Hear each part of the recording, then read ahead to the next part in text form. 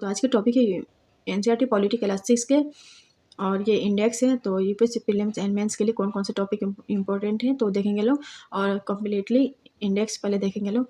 Chapter 1 विविधता की समझ, और चैप्टर 2 विविधता एवं भेदभाव, चैप्टर 3 सरकार क्या है, चैप्टर 4 है पंचायती राज, चैप्टर 5 है गाँव में प्रशासन, और चैप्टर 6 है लोकतांत्रिक सरकार के मुख्य तत्व, और चैप्टर 7 है नगर प्रशासन, चैप्टर 8 है ग्रामीण क्षेत्र में आजीविका, चैप्टर 9 है शहरी क्षेत्र में आजीविका, और क्लास 7 है चैप्टर 1 है समानता, और चैप्टर 2 है स्वास्थ्य में सरकार की भूमिका, चैप्टर 3 है राज्य शासन कैसे काम करता है, चैप्टर 4 है लड़के और लड़कियों के रूप में बड़ा होना, और चैप्टर 5 है औरतों ने बदली दुनिया,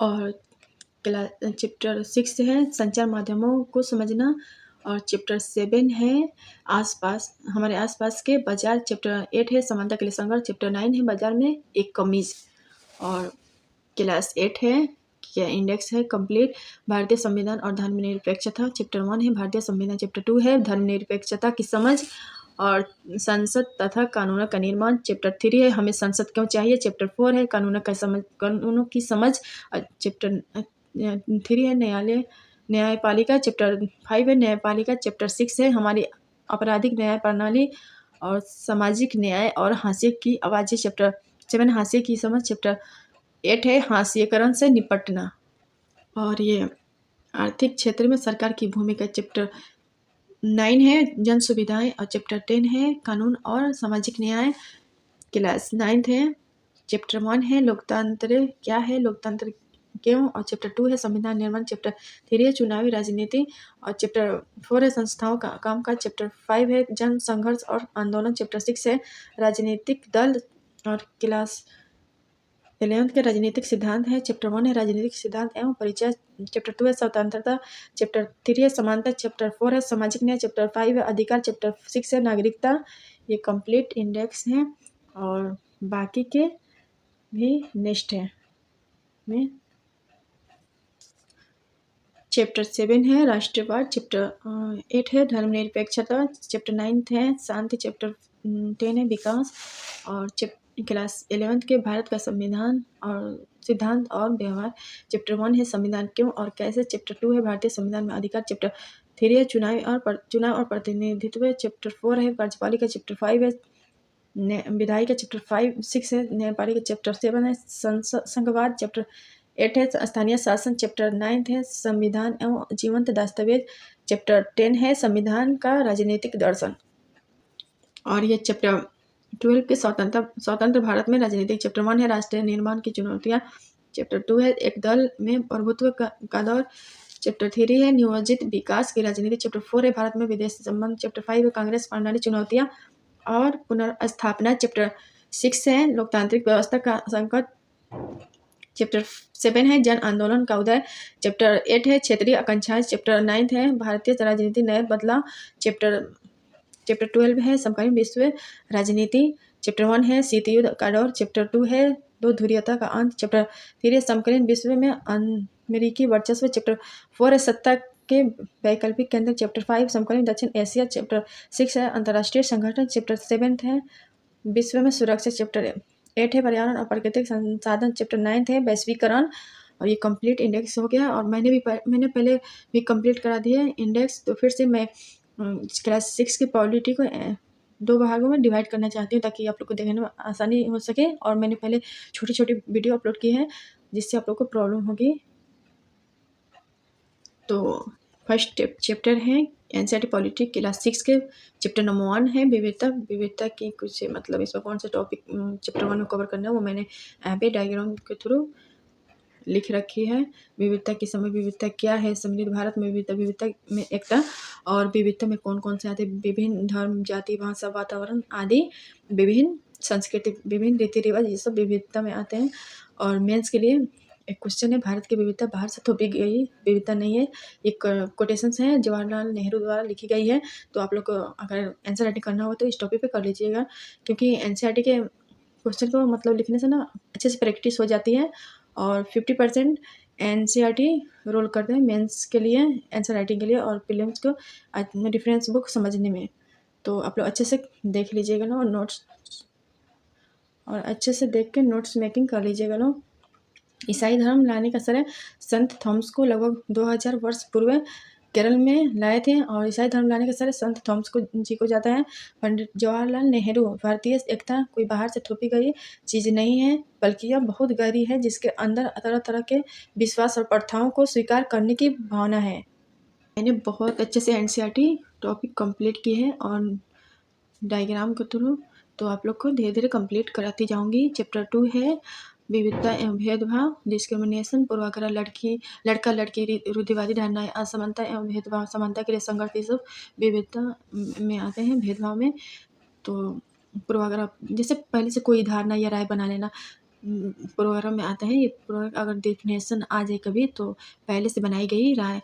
रूढ़िवादी धारणाएं, सभी लोगों को एक ही छवि में बांध देना, उनके बारे में पक्की धारणा बना लेना, पहले से कोई पक्की धारणा बना लेना।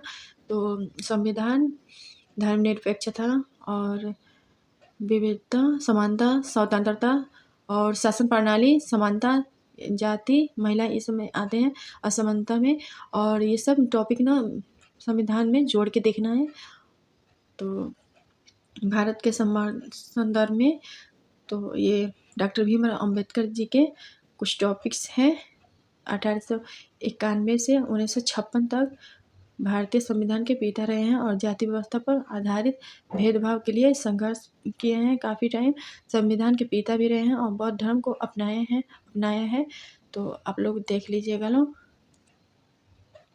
और अच्छे से नोट्स मेकिंग कर लीजिएगा लोग, क्योंकि मैंने बहुत डिटेल में बहुत अच्छे से टॉपिक तैयार किए हैं एनसीईआरटी के। और ये चैप्टर नंबर 3 है सरकार क्या है। सरकार एक ऐसा समूह जो शासन व्यवस्था को संभाले, देश पर नियंत्रण रखने की क्रियापद्धति। और सरकार क्या है, सरकार के स्तर, सरकार या कानून, सरकार के प्रकार और लोकतांत्रिक सरकार।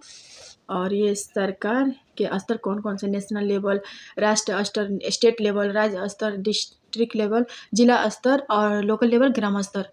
तो सरकार एवं कानून, सरकार द्वारा कानून का निर्माण किया जाता है और जनता के द्वारा कानून को मानने के बाद की बाध्यता होती है। अगर जनता किसी कानून को उल्लंघन करता है तो गवर्नमेंट के रूल द्वारा उसे बाध्य करने होते हैं। तो आप लोग अच्छे से देख लीजिए लोग। सरकार के प्रकार कौन कौन से हैं। लोकतांत्रिक सरकार, गणतंत्र, राजतंत्र, तानाशाही, लोगों का शासन भारत में और चुनाव द्वारा अपना शासक चुनने की शक्ति, प्रतिनिधि लोकतंत्र। और लोकतांत्रिक सरकार को प्रतिनिधि लोकतंत्र भी कहते हैं। तो लोकतांत्रिक सरकार के भागीदारी एलिमेंट्स हैं, लोकतांत्रिक सरकार के एलिमेंट्स हैं भागीदारी। और राजतंत्र, राजा या रानी के पास निर्णय लेने या शासन चलाने का अधिकार।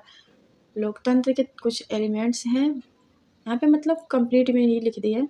सामाजिक समानता, समान अधिकार, मानव अधिकार और समान भागीदारी, स्वतंत्र चुनाव। और लोकतंत्र के जो इम्पोर्टेंट टॉपिक है यहाँ पे लिखी है। ह्यूमन राइट्स, मानव अधिकार, एक्टिव पार्टिसिपेशन, सक्रिय भागीदारी और फेयर एंड फ्री इलेक्शन, निष्पक्ष एवं स्वतंत्र चुनाव। और मैं यह विचार सहन नहीं कर सकता कि जिस आदमी के पास संपत्ति है वो वोट दे सकता है, लेकिन वो आदमी जिसके पास चरित्र है पर संपत्ति या शिक्षा नहीं, वो वोट नहीं दे सकता है, क्योंकि उसने गरीब आदमी होने का गुनाह किया है। तो महात्मा गांधी जी के ये कोटेशंस है और 1931 में यंग इंडिया पत्रिका में ये लिखे थे। और ये सफरेज मोमेंट का अर्थ है वोट देने का अधिकार और महिलाओं को वोट देने का अधिकार। तो जब सफरेज आंदोलन के द्वारा महिलाओं को वोट देने का अधिकार मिला तो महिलाएं बहुत अच्छा कर रही थी। तो फिर उसके बाद से अमेरिका में महिलाओं को वोट देने का अधिकार मिला 1920 में, और इंग्लैंड में महिलाओं को वोट देने का अधिकार मिला 1928 में। और केरल दक्षिण पश्चिम कोने में बसा है और सबसे पहले अरबी यहूदी केरल में आए। और लद्दाख जम्मू कश्मीर के पूर्व पहाड़ियों में बसा है। बहुत कम खेती संभव है, बारिश यहाँ पे नहीं है और बहुत कम पेड़, पानी पीने के लिए पानी नहीं है, क्योंकि बर्फ के ऊपर लोग डिपेंड रहते हैं। और एक ठंडा मरुस्थल है। पश्मीना ऊन मिलता है यहाँ पे। कश्मीर में पश्मीना शाल बुनी जाती है। और कीमती ऊन होती है ये। चैप्टर नंबर 4 है लोकतांत्रिक सरकार के मुख्य तत्व कौन कौन से एलिमेंट्स हैं। लोकतांत्रिक सरकार के मुख्य तत्व समानता, इक्विटी और न्याय, जस्टिस, विवाद सुलझाना, रिसॉल्व कॉन्फ्लिक्ट और भागीदारी, पार्टिसिपेशन और समानता, समाज के सभी समूह समान हैं और जस्टिस न्याय, नीति बना करके और लागू किया जाता है न्याय के लिए। लोकतांत्रिक सरकार के तत्व कौन कौन से हैं। व्यक्तिगत स्वतंत्रता, राजनीतिक स्वतंत्रता, समानता और कानून का शासन, मानव गरिमा सम्मान और रंगभेद कानून। 1948 में नेल्सन मंडेला द्वारा अफ्रीका में काफ़ी टाइम संघर्ष के बाद और 1994 में नेल्सन मंडेला अफ्रीका में काफ़ी टाइम संघर्ष के बाद और दक्षिण अफ्रीका लोकतांत्रिक देश बना और सभी को समान अधिकार मिला। और मेंस के लिए ये टॉपिक है लोकतांत्रिक सरकार के मुख्य तत्व की चर्चा करते हुए भारत के संदर्भ में ये लिखना है। तो इसे लिखने के लिए मैंने डायग्राम पहले इंट्रोडक्शन लिखना है और भारत के संदर्भ में लिखना है कुछ टॉपिक। और जैसे यहाँ पे भारत के संदर्भ में लिखे हैं तो वहाँ पे विविधता वाला जो टॉपिक है मैंने कराई है वो यहाँ पे लिख सकते हैं लोग। और संविधान के कुछ आर्टिकल यहाँ पे लिखेंगे लोग। तो ये आंसर फॉर्मेटिव मतलब मैं पहले से बना दिया और कंप्लीट हो जाएगा ये आंसर। और elements of this democratic government, तो व्यक्तिगत स्वतंत्रता, राजनीतिक स्वतंत्रता, समानता, कानून का शासन, मानव गरिमा और गरिमा सम्मान। तो एलिमेंट्स ऑफ डेमोक्रेटिक गवर्नमेंट में ये टॉपिक आएगा, ये एलिमेंट्स हैं तो आप लोग अच्छे से देख लीजिएगा लोग। और यहाँ तक 1 से लेकर और चैप्टर 4 तक मैंने कंप्लीट करा दिया। बाकी के नेक्स्ट टॉपिक इसमें इंडेक्स 9 तक है तो मैं धीरे धीरे कंप्लीट कराती जाऊंगी। तो आप लोग अच्छे से देख लीजिएगा लोग और नोट्स मेकिंग कर लीजिएगा लोग और वीडियो को शेयर और लाइक एंड सब्सक्राइब कर दीजिएगा लोग। Thank you.